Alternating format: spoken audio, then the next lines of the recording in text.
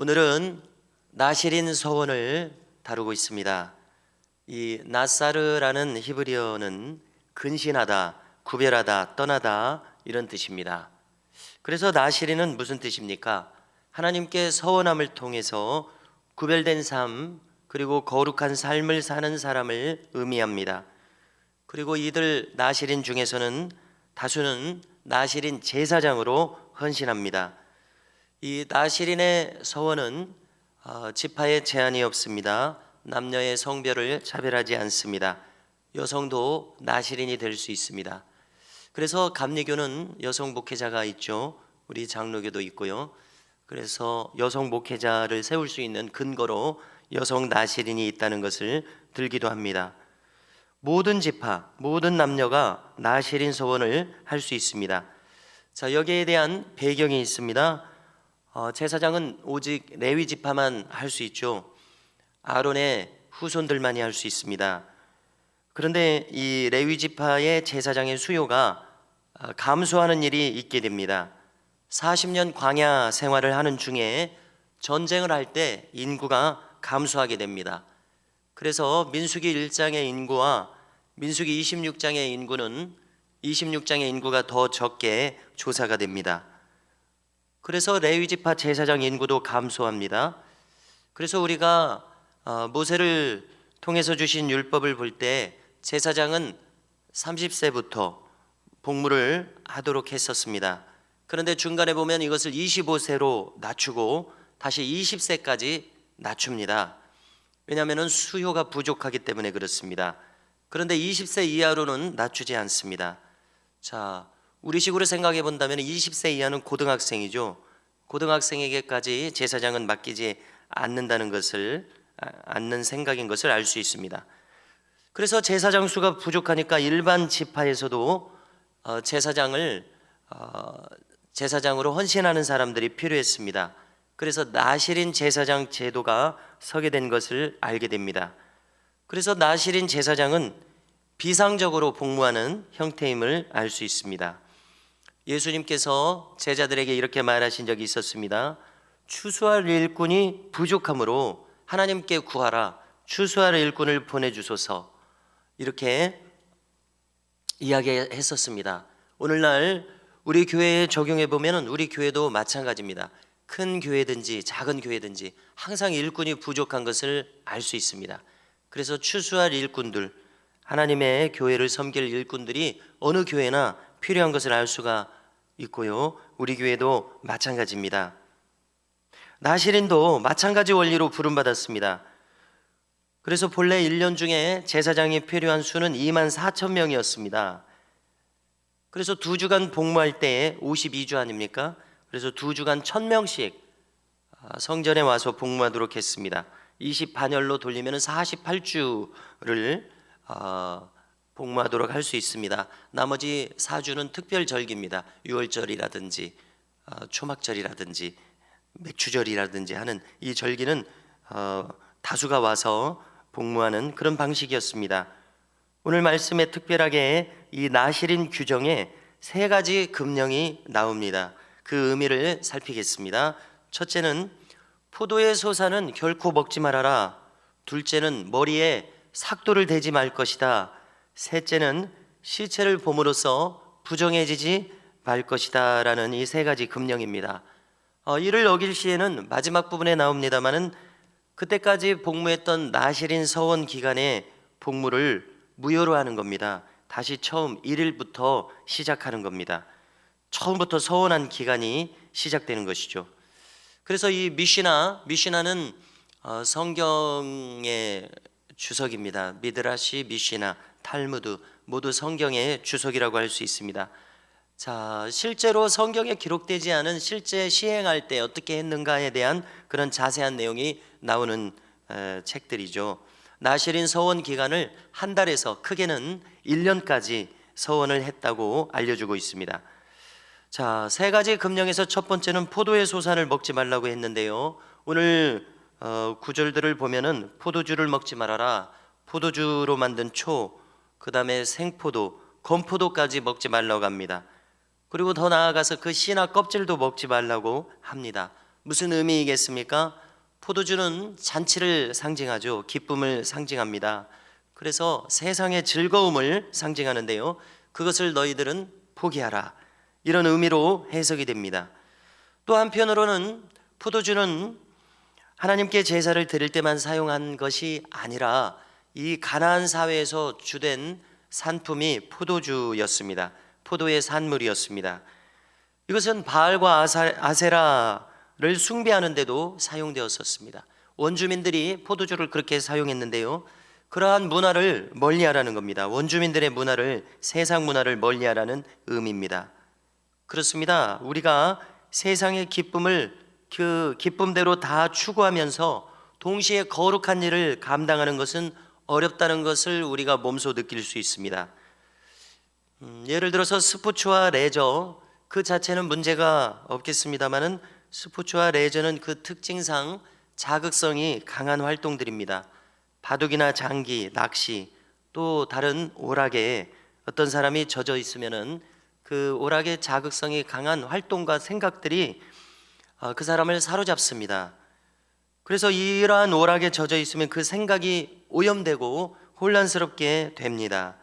그 사용하는 용어와 자극의 잔상이 머리에 남게 됩니다. 그렇게 되면은 말씀과 기도에 집중하기가 어렵게 되는 것은 자명합니다. 그리고 우리가 이 율법의 규례 중에 이런 것이 있습니다.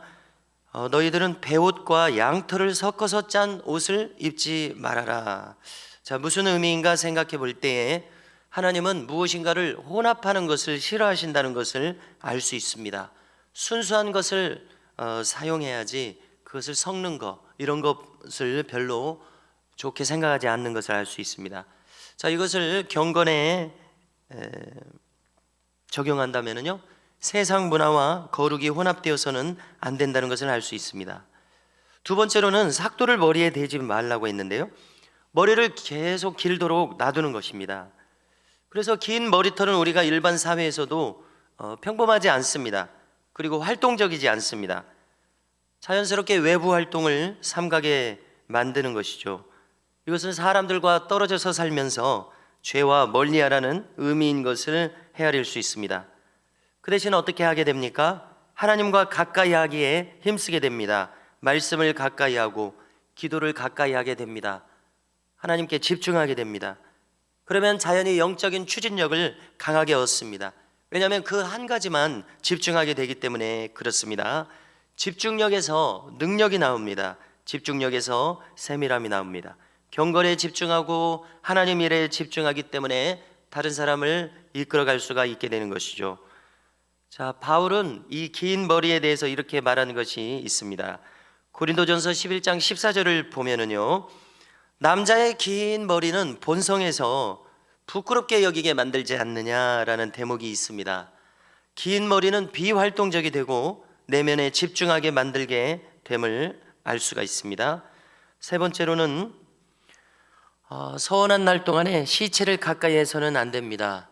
모세에게 주신 이 율법에서 성결법 혹은 정결법이라고 일컬어지는 이 성결함에 대해서, 사람에 대해서, 물건에 대해서, 성물에 대해서 낱낱이 밝혀주고 계시는데요, 이 성결법에서 시신을 가까이 하는 것, 접하는 것은 부정한 일입니다. 7절을 보니까 특히나 이 부모 형제라도 시체를 가까이 하게 되면 그때까지 나실인 서원으로 복무했던 기간이 무효라고 이야기합니다. 이 부정함을 어떻게 씻어야 하냐면은 속죄제를 드려야 되고 번제를 드려야 되고 속건제물을 드려야 됩니다. 그것이 부정하다고 이야기하고 있습니다. 그 부정함과 죄를 씻으라고 합니다. 죄라고까지 말하고 있습니다. 자, 속건제는 우리가 레위기 초반부에서 속건제를 상세히 다뤄주는데요, 무슨 의미가 있습니까? 한마디로 보상하고 변상하는 제사죠.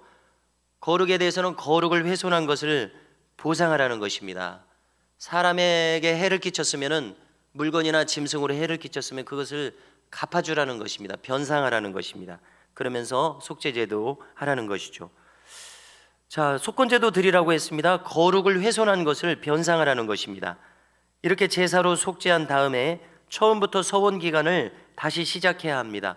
대단히 철저하다는 것을 알 수가 있습니다. 무슨 의미이겠습니까? 부모 형제에 대해서라도 나실인의 서원이, 즉 하나님께 대해서 행하는 것이 우선함을 분명하게 밝혀서 말해주고 있는 대목입니다.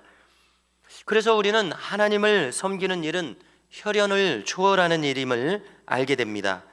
천연적인 애정을 초월할 수 있느냐의 문제를 거론하고 있습니다.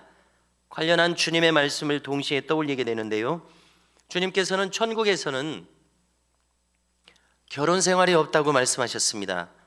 장가도 가지 아니하고 시집도 가지 않는다고 말씀했습니다. 부부가 없습니다. 부모 자식도 없다고 봐야 할 것입니다. 그것이 전혀 없어지지는 않죠. 하나님께서 정하신 것이 없어지지는 않겠습니다만은 그러한 관계와 작용이 없다고 봐야 할 것입니다. 주님의 말씀으로부터 그것을 짐작할 수가 있는데요, 자, 주님께서는 고향 나사렛에서 말씀을 전하실 때에 몰려든 사람들에 대해서, 그리고 자기를 찾는 동생들에 대해서 이렇게 회중들에게 이야기했었습니다. 모친과 형제들이 찾는다고 하니까 누가 내 모친이며 누가 내 동생들이냐 말씀하셨었습니다. 대신 좌중을 가르치시면서 나의 모친과 동생들을 보라. 누구든지 하늘에 계신 아버지의 뜻대로 하는 자가 내 형제요 자매요 모친이니라 말씀하셨는데요, 마태복음 12장 48절 이하입니다. 천국 가족의 개념이라고 우리가 이름을 붙일 수 있을 것입니다. 주의 보혈로서 맺어진 형제 자매라는 개념입니다. 이렇게 신앙에서는 혈연을 초월하는 면이 있습니다. 자, 성경은 아니고 참고사항인데요, 자, 천국에 우리가 가게 된다면 같은 교회 사람들이 모이게 될 것이라는 이야기를 합니다. 내가 전도한 사람들이 함께 모이게 될 것이다라는 이야기를 합니다. 내가 양육한 사람들이 가깝게 관계하며 지낸다는 이런 말을 하는데요, 자, 참고할 만하기는 합니다. 가능성도 있을 것 같습니다. 그러나 성경은 아니기 때문에 참고만 하십시오. 확인할 길은 없습니다. 하나님께서는 아브라함에게도 이렇게 말씀하셨었습니다. 너의 본토 친척 아비 집을 떠나라. 무슨 의미이겠습니까? 하나님의 뜻을 성취하기 위해서 새로운 환경과 관계를 요구하시는 측면이 있다는 것을 알 수가 있습니다. 또한 주님의 말씀 마가복음 10장 29절을 참고하십시오. 읽어드리는데요, 나와 복음을 위하여 집이나 형제나 자매나 어머니나 아버지나 자식이나 전토를 벌인 자는 현세에 있어 집과 형제와 자매와 어머니와 자식과 전토를 100배나 받되 박해를 겸하여 받고 내세의 영생을 받지 못할 자가 없느니라. 아멘. 자, 대표적인 인물이 많이 있겠습니다마는 조지 뮬러가 떠오릅니다. 그는 독일 사람이었습니다마는 영국의 선교사로 와서 고아원을 평생 섬겼는데요, 그 취지는 이것이었습니다. 기도하면 하나님께서 들으신다. 하나님은 지금도 역사하신다. 그것을 증명하기 위해서 고아원을 시작했다는 것입니다. 그야말로 여러 고아원 건물들과 수천 명, 2,000명인지 3,000명일지 모르겠습니다.